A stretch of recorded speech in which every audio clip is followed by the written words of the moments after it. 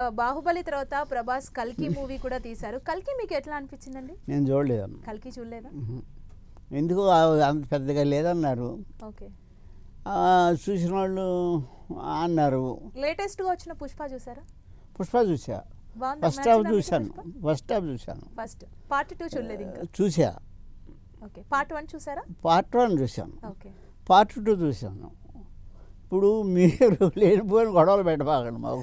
లేదు లేదు, మీరు లేటెస్ట్ మూవీస్ అన్ని చూస్తున్నారంటే ఇప్పుడు పుష్ప ట్రెండింగ్ లో ఉంది కాబట్టి అంటే పుష్ప ఫస్ట్ ఓకే, రెండో పుష్ప నాకు పెద్దగా నచ్చల. ఓకే. ఏంటంటే సెకండ్ హాఫ్ వచ్చేటప్పటికి ఏదేదో వెళ్ళింది. పైగా వీరప్ప కథమ్మా, ఆ కథ ఆయనకి ఓపిక ఉంది. పైగా బ్యానర్ పెద్ద బ్యానరు అరవింద్ గారు వాళ్ళు ఏదైనా తీయగలరు. ఇప్పుడు నేను అలాంటి సినిమాలు తీయలేనమ్మా. అంటే పుష్పలో సుకుమార్ డైరెక్షన్ మీకు ఎట్లా అనిపించింది యాజ్ ఏ డైరెక్టర్గా? మంచి డైరెక్టర్ అమ్మా. ఆయనకేమి, ఆయన ఆర్య అంతకుముందు నుంచి తీశాడు కదా, కొత్త డైరెక్టర్ ఏం కాదు ఆయన.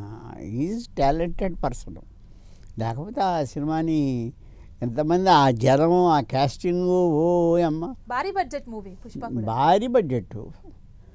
నేను ఆ భారీ బడ్జెట్ చాలా తక్కువ నేను తీసింది.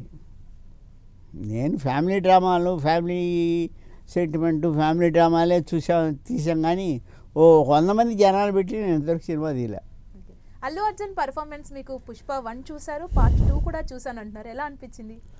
అమ్మా మీరు అడిగేది అంటే ఒక డైరెక్టర్గా మీరు చాలా పెద్ద పెద్ద హీరోలు చేశారు, చిరంజీవి గారితో చేశారు. అమ్మా హీరోలు వాళ్ళు ఎప్పుడూ బాగానే చేస్తారమ్మా. ఆ సబ్జెక్టుకి తగినట్టు ఉందా లేదా అనేది తర్వాత విషయం.